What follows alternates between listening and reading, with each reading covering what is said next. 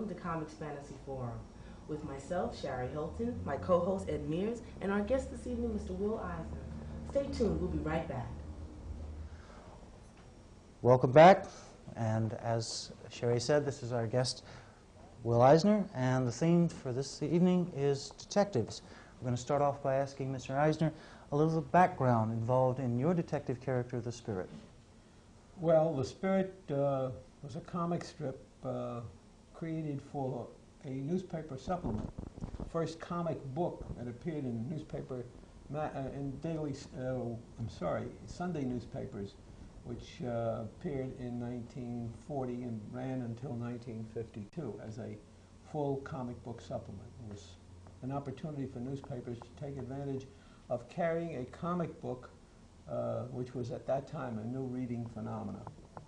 The Spirit himself was a masked character, a kind of city crime fighter wearing a mask and blue gloves and in lieu of a costume. He was not a superhero. As a matter of fact, the Spirit has been characterized as a first middle-class crime fighter. He was a real city-type person who, for some reason or other, was involved in crime, or the self-appointed crime fighter, which is really what he was. What most superheroes are. They're self-appointed. Well, that was the Spirit. Well, you mentioned at an earlier date that you are a square peg to fit a square hole coming into this business, and the Spirit gave you a literary outlet. Well, if you're talking about my own personal ambitions, the Spirit gave me, or the comic book field as such, gave me an opportunity to practice an art form which I had always felt, even as early as high school, was a true literary form, and gave me an opportunity to work in a medium which I felt had literary pretensions, which is what I had. I make no bones about it. I had literary pretensions, and I still do to this day. The Spirit gave me the opportunity. And when I say the comics were a square hole for a square peg to go into, is I was not, as a writer of comics, the usual run-of-the-mill, or saw myself as a run-of-the-mill comic writer or superhero creator, although I did in the early days of comics in order to earn money. But essentially, I regard this medium, when I regarded that medium, as a literary form into which I could devote myself, truly. It was my medium, still is. Okay. Wonderful.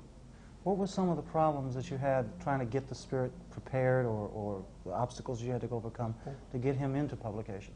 Well, there was no real obstacle on the Spirit himself, except that the Spirit was a complete short story, very much in the mode of the television stories we have today. The serial, complete short story. It appeared every week, once a week, with a fierce deadline, an irrevocable deadline. And the difficulty was with the Spirit was that he had to come out every week with a new story, a new idea, and retain the comic book image that editors felt he should have. And as a result, I had the problem of the costume, and it's the reason I settled on the mask. The mask was a nuisance. It was a pain in the neck. What were some of your earlier influences? You mentioned that we are influenced by everything in our lives. We swipe a few things too, but what were your major influences? My major, what I said earlier the other day, was my major literary nutrition came from short story writers of the 30s. Short stories were very, very popular in the 30s, and people like O. Henry and Ambrose Bierce and de Maupassant were really the people who influenced me most in story structure. They taught me how to write a short story, which is what the Spirit was. And comics really are that, as far as I can see. It's an illustrated short story using visual medium. Now, the other influences was theater, live theater. During the early 30s and Depression years, there was a lot of inexpensive free-form theater I grew up as a kid in the theater because my father painted stage sets on Second Avenue Yiddish Theater, and I had a sense of lighting. And I was influenced by that, and of course film, movies. Movies, like television today, are a form of life experience. I venture to say that 90% of the population today has as their life experience, over 80% of it consists of film and television. Sure. They know the things they know and the wisdoms they learn and the judgments they have are built on television and radio. Well, you mentioned lighting. I never thought of lighting in terms of drawing or having an influence drawing on a comic book series. That's interesting. Well, lighting is a tremendously important thing, and I can tell you where it stems from. Lighting comes from your own background environment. I'm a city boy, and I was born and brought up in the city, and light comes from above, either from a single light or down through a shaft of several buildings. I see. A country boy. Well, excuse me for a moment. Yeah. We'll be back in a moment. We've been in time for a minute. Please stay with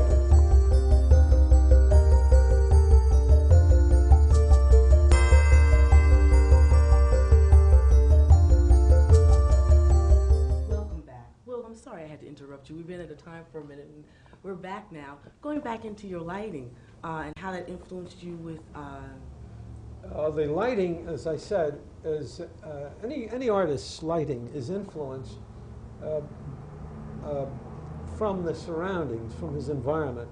And it comes from environment. As I said before, just to repeat, my environment was the city.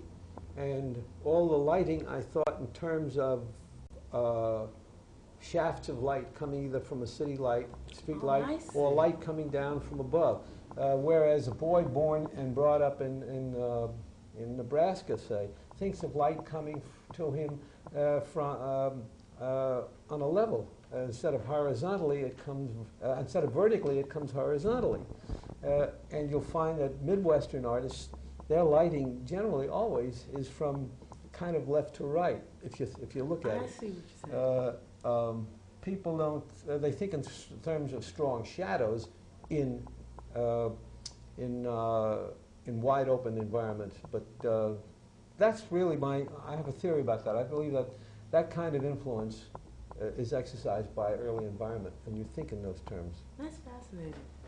Okay, well, getting back to the spirit, since he was billed and ran his job as a kind of like private investigator, or it's obvious you're trepidatious about the word vigilante, a self-appointed private investigator, but he really did very little mystery stories. He did very little of running out and chasing the guy down as if he were Inspector Clouseau or perhaps Sherlock Holmes.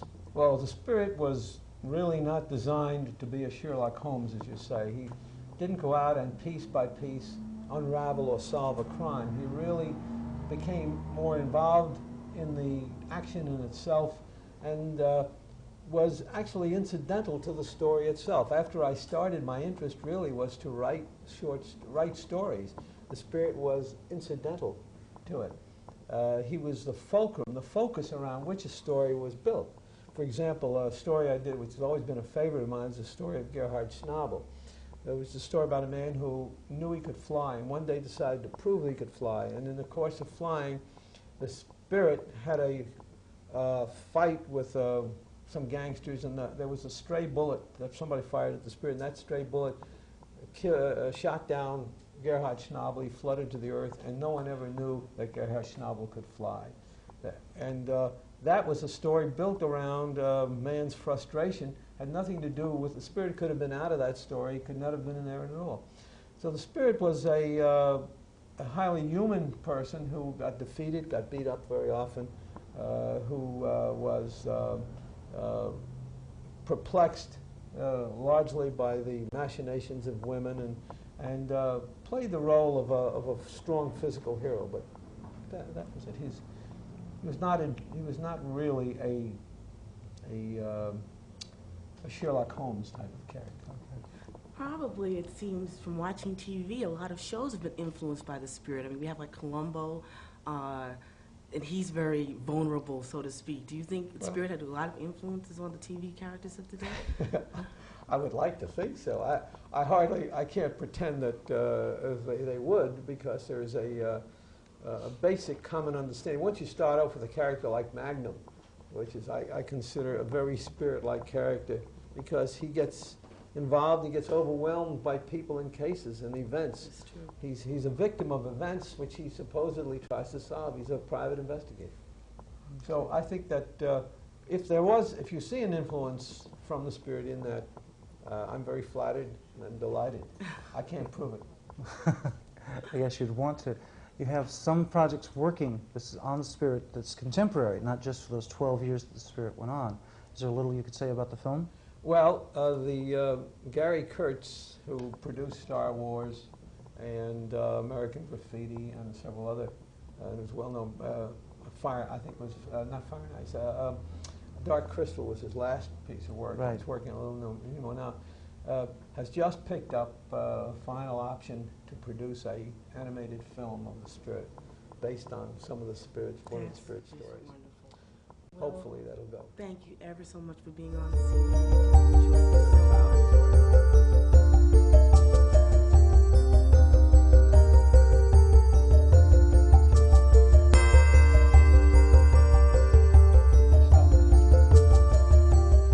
Well, storytelling is a technique unique to each writer.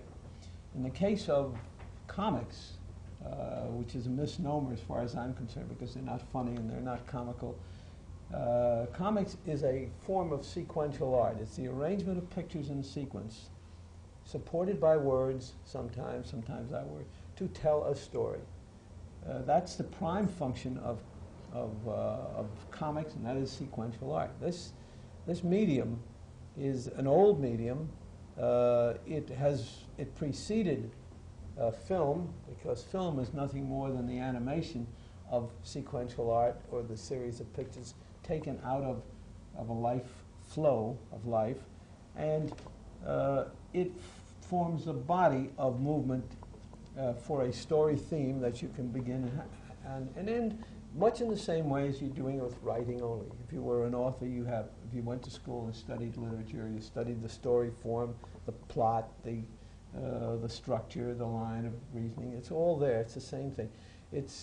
There is no bound formula, except, as far as I'm concerned, to be able to be certain that you are clear in your story, that you are telling the story clearly. A story is paramount. As far as I'm concerned, the pictures are in complete and irrevocable service to the story.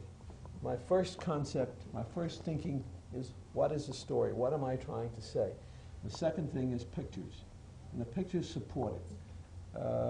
That's not always so. There are many, this medium is used also to show a lot of pictures, not necessarily in support of a story, upon which is appended a story sometime. So for me, whatever is unique about my way of working is that I think in terms of story first. So story is always paramount. Story is paramount. What I want to say is paramount. Even when you're trying to formulate a story, does sometimes the character come first and you build a story around them, or is it always? Oh, the character is important too. If you're going to build a story around a character, you're conscious of the nature of the character and his capabilities or what he can't do. What I'm talking about is a visual form, the form of pictures. The pictures are not necessarily done to excite or thrill or provide a visual trip necessarily. For me, they are in support of a story. Now, I will sometimes reduce a picture, a composition, the perspective in a composition for the purpose of telling the story better. That's really that's important to me. That's my prime purpose. Rather than worry about style and technique and cross-hatching and a lot of fancy folderol, which sometimes is used in as an excuse for story, as films sometimes. You've seen films where the entire film was filled with all kinds of special effects, leaving very little story.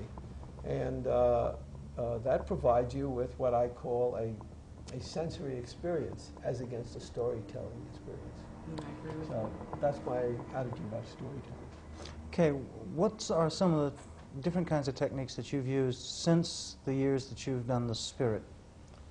Techniques, what kind of techniques? Well, other things, you don't want to call it comic book, so... Oh, you mean the other expansion of the use of comics. Well, in 1974, 75, I came to the conclusion, after having spent a number of years in the educational field utilizing comics as an educational tool, that there was one thing yet left for me to do, and that is to employ comics in its true literary form and produce a graphic novel.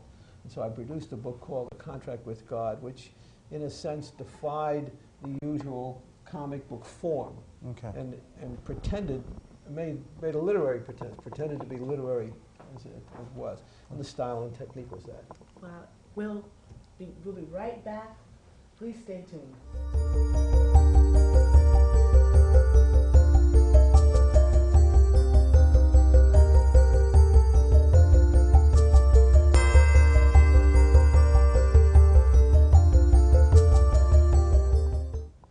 It's hard for me to discipline my conversation and keep from looking at her who's saying, hurry up. Are you supposed to ignore her? It's hard to ignore you. It's because she keeps horning in. She's got an attractive smile. She rented it. I say those things to girls all the time. Welcome back to Comix Phantasy Forum with our guest, Will Eisner. How you doing, Will? Hi. I wanted to ask you, one of our other guests mentioned that he did not feel that comics, in a broad sense, was a forum for making a social commentary or something that he felt strongly about, whether it be political, religious, or whatever. Do you feel that same way? Because No. you tell stories. So I tell a story, but when you tell a story, you have a philosophical approach, and I don't agree that comics should not be used, or the comic medium should not be used for that form. In fact, I don't think there's anything that the comic medium should not be used for that I could think of.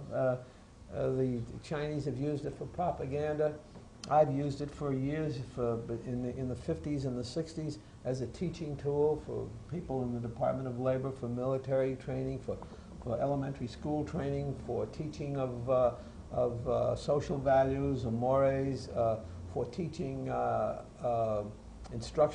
an instructional tool to teach how repair and technical skills. The medium has an unlimited potential, but I don't think anybody should say it should not be used for political purposes, because I think it's like saying you shouldn't use words for political purposes, or film for political, or television. It's a medium. I agree with you. Okay. In the specific cases you mentioned earlier, the contract with God, could you give a little wrap-up or encapsulation about the story, and to explain, as you told me before, that it was one, an experiment, and two, extremely personal? Well, in writing this, I set out to do and make an attempt at writing from my own experience, because when you write for comics, you don't write from your own experience. Anybody drawing a story about a mutant that comes from outer space is not writing from his own experience. And the best law in the world for honesty in writing is to draw from your own feelings and experience. A Contract with God was a series of stories about the Bronx, taking place in the Bronx, built around a tenement in a place called Dropsy Avenue in the early 30s, which is where I grew up. And I took the stories from there, built a series of basic experiences. A lot of it is biographical, autobiographical, in the sense that everything that happened were things that I either saw happen or experienced myself, or heard about. So the stories, it was a series of 4 stories that were loosely connected by locale. Contract with God, and there was a thing about a superintendent, And there was a story about the street singer in the early 30s during the Depression. There were street singers that used to come by and sing in the alleys. And then there was a story about going away to the country in the summer, which everybody did. So the whole thing was built around a life experience. Subsequently to that, I did another one called Life on Another Planet, which was an attempt to do a cohesive, structured novel in true novel Graham Greene fashion. And this was an adventure story built around the question of what would happen if we had a signal from space, a true, real signal from space. What would happen on Earth here? No space people, no mutants, it was just real people reacting to it. Became a spy story. And the third one was a thing called Big City, which is a series of portraits of city life. And now I'm working on a book called Life Force, which goes back to the scene in the 30s, kind of a historical thing, examining what happens when people just simply try to survive and live. And it's simply a series of experiences, human experiences. It has nothing to do with force or power or superheroes. Well, you have been absolutely fascinating. We thank you very much for being on. Enjoyed being here. I'm always glad to talk about comics. We'll be right back. Please stay tuned.